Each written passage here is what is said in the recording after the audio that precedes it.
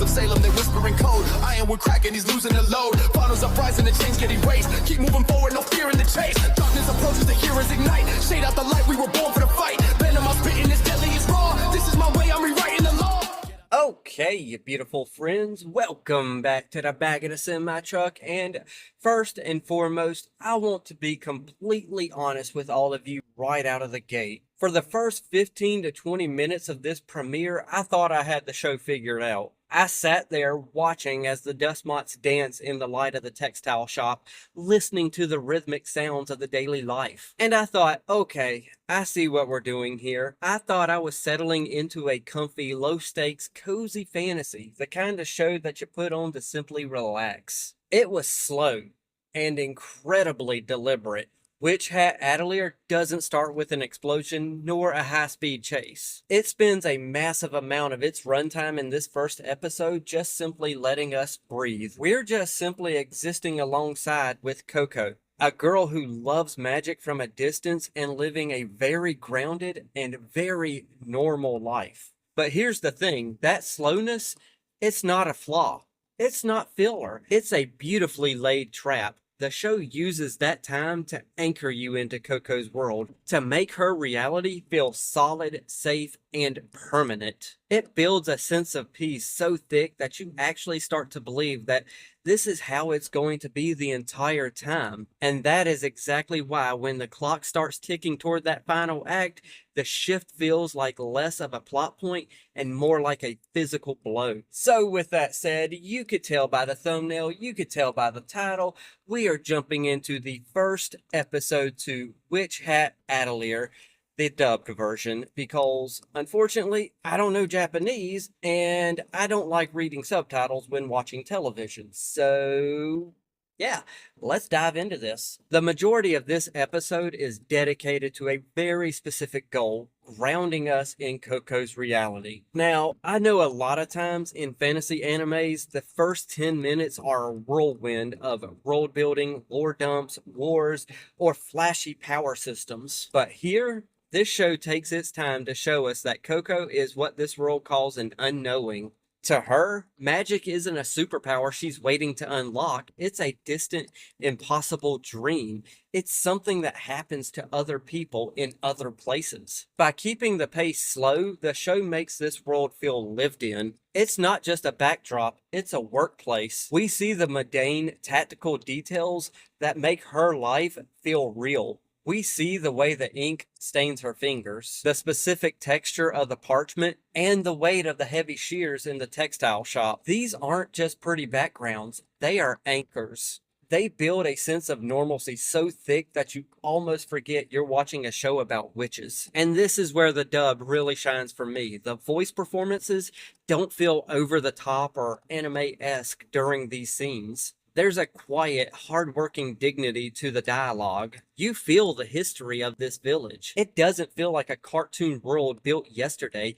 It feels like a history being uncovered. You start to understand the social hierarchy. The witch is a figure of awe, but also a figure of complete separation. There is a wall between the magical and the mundane, and the show spends these first 15 to 20 minutes making sure you feel exactly how tall that wall is. And let's talk about the visual language of the reality here. The art style, it mimics the look of a classic storybook by lingering on the still moments, the steam from a cup of tea, or the folding of a cloth. The show is forcing you to slow down your heart rate. It's a psychological trick. They want you to feel safe. They want you to feel like the biggest problem Koko will face is a rude customer or a messy desk. This grounded approach is what gives this world its weight, because when the rules of this reality are finally challenged later in the episode, they don't just feel like plot points, they feel like a violation of the natural order.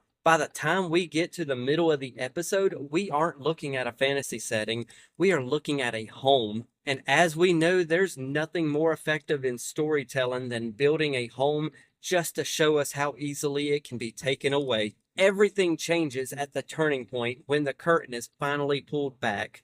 For the longest time, we and Koko were led to believe that magic was this innate genetic gift. You either have the spark or you don't. But the revelation in this episode is a game changer. Magic isn't a bloodline.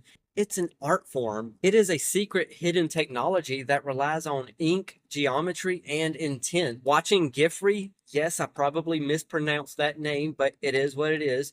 Watching him draw those lines isn't just a cool moment.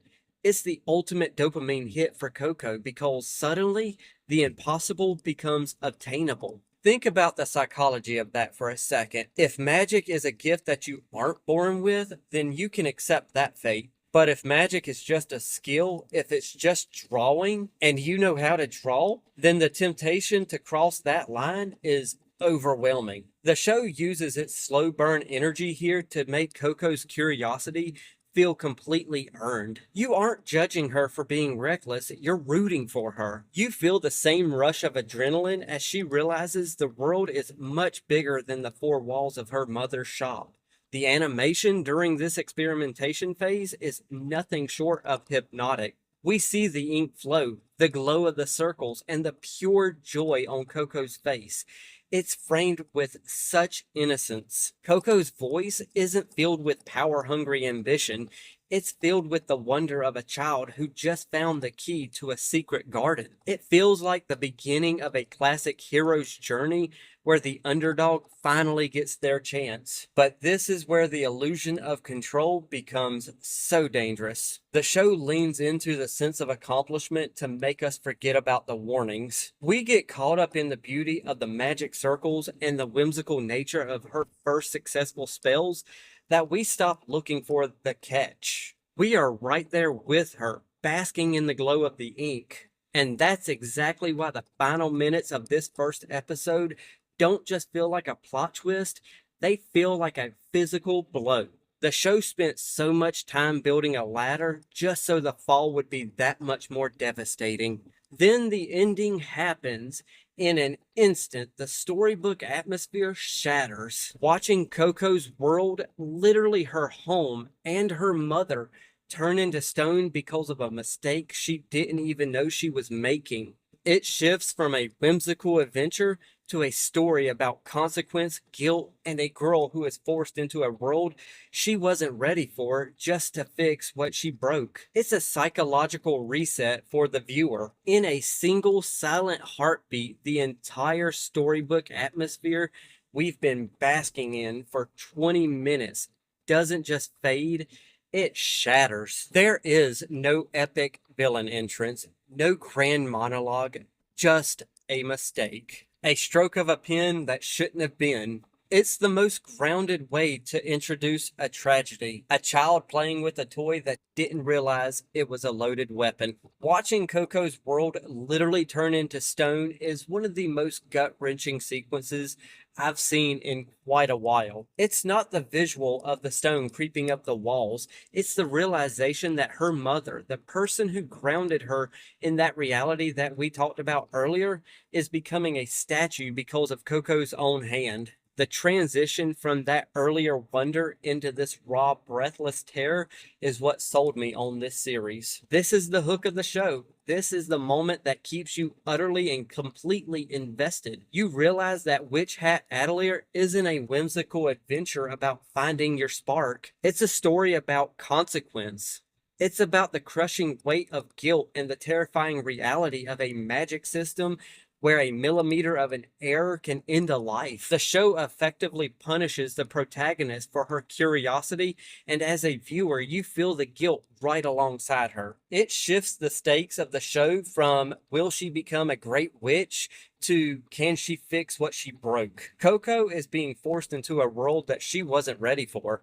Not because of a destiny or a chosen one prophecy, but because of a traumatic necessity. She has to learn magic now, not for fun, but for survival and a way to fix what she did. By the time this episode ends, you're not curious about the next episode, you're haunted by it. And at the end of the day, that's why this first episode works so well. If the episode had been fast-paced, loud, and action-packed from the opening frame, that ending would not have landed. It would have just been another unfortunate event in a long line of fantasy tropes. But we needed to feel that weight of Koko's normal life so that we could feel bored with her and work with her and dream with her just to care about seeing all of it destroyed. It's rare to see a show respect its audience enough to take its time, and even rare to see that patience pay off with such a devastating emotional payoff. Judging by the first episode, this isn't just another magic show to add to your seasonal watch list. It's a study of a child losing their innocence in real time, framed through beautiful animation. Witch Hat Atelier invited us into a dream only for us to wake up in a nightmare.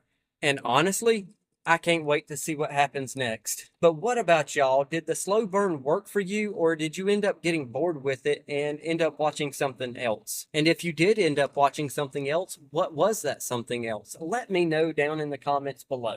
And since y'all are down there in those comments, let me go ahead and end this video the same way I end every video on this channel. And that is for me to tell y'all to hit that like, tickle to subscribe if you're new, don't be texting and driving, watch what you love and love what you watch, and take it away, Mr. Rogers.